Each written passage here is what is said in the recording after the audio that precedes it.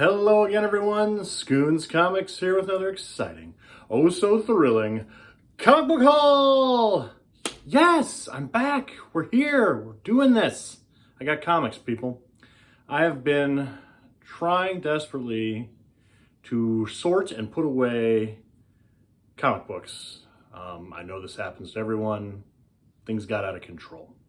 I got books literally in every room of my house. On every end table, there's at least some comic books. Kitchen table. I got a mess. But to organize the mess, you gotta make piles, places, separate companies, characters. In doing so, I realized I still have a ton of comics to show you people.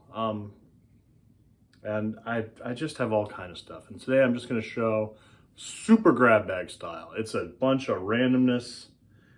Majority of it I think I picked up at the comic show in February. Jeez, February. All from really low prices. This is the place that I go. They have a ton of long boxes for like $5 for $1. They're super cheap, super cheap. Yeah, so I'm just gonna get into them. But before I do, I know a lot of places are starting to open back up. Comic Diamond is going to start shipping books, I think, towards the end of May 20th, I think is what we're looking at. Something like that. My local mall is opening up on Monday. I'm sure the bookstores are going to start opening up. As you all know, I'm dying to go hunt. I'm dying to look at stuff. I'm trying to hold off. I want to be careful. Everybody be careful out there. I know we're all jonesing to go get our books, go hunting. Just check your local listings, see what's going on, make sure everything's okay, you're okay, be safe, wash your hands. I think as comic people are really prepared for this as far as like keeping our hands clean, because we're always at shows digging through those dirty long boxes. You come out of there and your fingers are black a lot of times. You're not touching your face, you're not eating a hot dog or anything yet, so you're scrubbing those suckers down. So be careful out there, buddy. Okay. So here we go. I'm just going to launch. Oh, you know what? Real quick. Here's my apocalypse purchase. Local Mexican restaurant chain here in town. I went to get takeout a couple weeks ago, and they had this advertised on the wall. King Kong versus Godzilla versus Big Juan. Big Juan being a dish that they have there. I love King Kong versus Godzilla, one of my favorite feel-good flicks. Just a big bowl of nostalgia. I love it. So I'm like, can I buy this shirt? I didn't ask how much the shirt was. I didn't care. She could have told me any amount of money and I'm just handing over my plastics. I had to have a King Kong versus Godzilla shirt versus Big Juan. It's ridiculous, but whatever. So yes, I got that fine shirt. I was very excited about that. It's a little big, and I don't quite like where this is placed. I like it, I don't know. But still, King Kong versus Godzilla versus Big Juan. Hey, do you know I've babbled on for almost 3.5 minutes and not shown any comic books yet? Quality. Boom! Marvel 2-in-1 number 78 featuring The Thing and Wonder Man. I love Marvel 2-in-1. I'm working on this collection, so anytime I find these, I try to pick them up. I did not have this issue. It's a beautiful cover. It's great. Bronze Age Marvel, as always. I love it. This is Superman 50. The issue where Clark Kent and Lois Lane get engaged. I believe this is the second printing. You can tell it's second printing. I think, see, I didn't research this as well as I should have. I believe the top here, the historic engagement announcement. I have the regular edition of this too. It doesn't have that up there. I think there's a really rare one that goes for some bigger bucks. I think there's one that has like a newsstand copy that has like the barcode in the corner. But I knew this was a second printing and I like to get variants that are just slightly different. So yeah, cool book to find. I found a lot of second and third printings in this big haul. This is Robin, from the first Robin miniseries. This is Tim Drake Robin, my favorite Robin. Of all the Robins, I feel Tim Drake is the best by far. Argue with who will. Anyway, this is his first miniseries. I like this one because this is a newsstand edition. Always love finding newsstand editions with the barcode down there. Very cool. I have the direct edition of this. I don't think I have the poster. I think the poster fell out somehow. But anyway, so I found that. And then I found a third printing, which it says 3 right there. Plus it's got this, The Adventure Begins. And then I found another copy of the third printing, and I said, well, heck, I might as well pick it up. I thought for a second I had a really valuable comic, but then I looked it up. There's an edition that has The Adventure Begins, and it's the newsstand edition with the barcode. That's very rare. That's, if you've come across that one in the quarter bin somewhere, the dollar bin, pick that up, because that's worth a few bucks. Hard to find.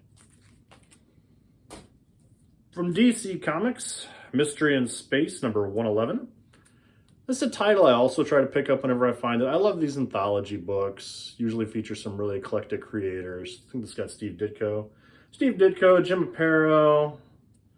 Good stuff in here. Found it for on the cheap. I will always pick these up.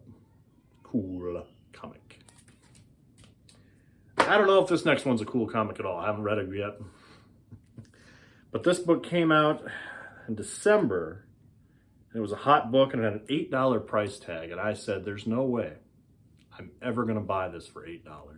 Not going to happen. And sure enough, so this one came out in December. 2 months later, I found it in the 5 for $1 bin at the comic show. Absolute Carnage, number 1, from Donny Cates. I like Donny Cates as a writer. I've read a few of his things. I really loved his Silver Surfer Black miniseries. I think that's really good. So, for a quarter, yeah, I'll pick this up. In fact, I picked up 2. So that's cool. 50 cents? Yeah, I'll take that deal. So I'm putting this series together just because I enjoyed it as a kid. And it's also slight speculation on my part just because every issue of this features a new character. And that is the DC Comics Bloodlines Annuals from 1993. This is Flash Annual number 6. For those of you not familiar with this storyline, it ran through all the annuals that year, 1993, for DC Comics. Bloodlines. Every issue says Bloodlines across the top. Basically, long story short, aliens invade and they're murdering people and eating them, whatever. Some people survive the alien attacks and due to some kind of alien mumbo jumbo are altered and get powers or abilities or mutate in some strange way. Basically, it was just a way to make a bunch of new heroes in the DC universe. Very few of them have stuck around. Hitman, I think, is the most successful. He made his debut in the Demon Annual from that year, which I have somewhere in my collection. But I try to pick these up. So this is the Flash Annual number 6, written by Mark Waid, art by Phil Hester. I like Phil Hester's art. I love Mark Waid's writing. What the heck? And then we got Bloodlines in Detective Comics Annual number 6, featuring a Chuck Dixon story and a Jim Balent art. I love Jim Balent. He did great Catwoman stuff in the 90s. He does, gosh, he's got some independent book now. What's it called? It's like Tarot, Witch of the Red Rose. I don't know. Some cheesecakey girl comic. I don't know. But he was popular here in the 90s, so yeah, pick this up. I don't have any idea how close I am to completing this. I haven't really looked at it. It's just one of those things that if I see one for cheap, I'll pick it up. So I could have duplicates. I should really go through it and actually keep track so I don't have 50 copies of this. I don't know. But they're cool stories. They're cool one-and-done stories. Here's randomness. Conan the Barbarian, number 53. I'm not a big Conan guy at all. I like this cover a lot, though. I like the color scheme here. Cool comic. Yeah. Bronze Age Marvel. Love Bronze Age Marvel. Do you all know that I love Bronze Age Marvel? And that I'm kind of stir crazy. Kind of babbling. Isn't my best work. But keep watching. It'll get better. I like this cover a lot. DC Comics presents number 50, featuring Superman and Clark Kent. I strictly got this because I liked that Clark Kent had his own logo, and it was like in the Superman style. That's really cool, right? I think that's, I don't know, it just struck me as something interesting. I liked that. Another comic cover I enjoyed, Firestorm, number 7. featuring Plastique. The woman's name is Plastique, and in just one more second, she's going to explode. Boy, talk about touchy. That's odd line, but whatever. Interesting cover. Cool. For a quarter, yeah, I'll pick that up. There's a series I really should get the whole thing of. Spider-Man's Tangled Web. This is an interesting series from Marvel where they brought a bunch of different creators on board to tell one and done stories or 2 issues and done stories. This is number 11, featuring work by Darwyn Cooke. Darwyn Cooke did a lot of great stuff over for DC. Unfortunately passed away a few years ago, but I was really excited to see some Spider-Man work from him. So, very cool book. And then I picked up number 12 just because I liked this cover. Featuring Frogman, your homage to Amazing Fantasy 15, Peter Parker chowing down on a burger. Cool comic. I like Azrael from DC, John Paul Valley. He was coming into his own when I just started collecting, so I don't know, I always pick up Azrael stuff. And I picked this one up because I really like this cover. I'm a big Bane fan. And oh my gosh, Azrael 37 featuring the return of Bane, doing that back-breaking thing that he does. That's what Bane does, he breaks your back. Homage cover to that famous detective comic, or Batman comic, I think, where he breaks Batman's back. I can't remember the issue number now, but you know, cool cover. I like Bane. Picked this up just because it was a variant and I liked this series. Uncanny Avengers variant edition number 1. The colors are different here and it's all black and white right there. So, yeah, that's cool. I love John Cassidy's art. So beautiful. I think I just showed a Charles Vess cover last video.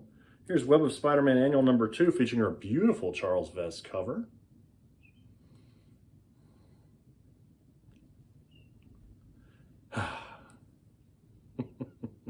There you go. A little slap happy, people. Blackest Night was a miniseries from DC that I really enjoyed, and I've been trying to get all the... It came out like all these big super event comics anymore. There's always miniseries and tie-in issues, and I've been trying to buy all the tie-ins slowly if I find them on the cheap. Here is Outsiders number 24, Blackest Night, and Outsiders 25. It's a cool series. Some people were disappointed by it. Not Outsiders, but Blackest Night. It's a fun book. It's a good story. Pick it up. Detective Comics Annual number 3. I picked this up strictly because the credits... Hang on, there's the book. Archie Goodwin wrote it. I love Archie Goodwin. And Dan Jurgens drew it. I love Dan Jurgens' art. He is one of my favorite artists.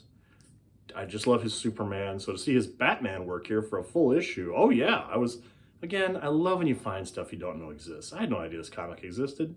2 of my favorite creators doing a Batman one and done tale. Yeah, pick that up every day. Cool. And I have this comic and I have it in much better shape, but it was in the quarter bin, so I was like, well, I'll pick it up. Justice League from 1987, number 1. It's kind of beat up. Got some staining up there at the top. But iconic cover. This cover's been parodied and homaged so many times by the great Kevin Maguire. He does the best facial expressions in comics. Yeah, I'll pick it up. Green Lantern 149.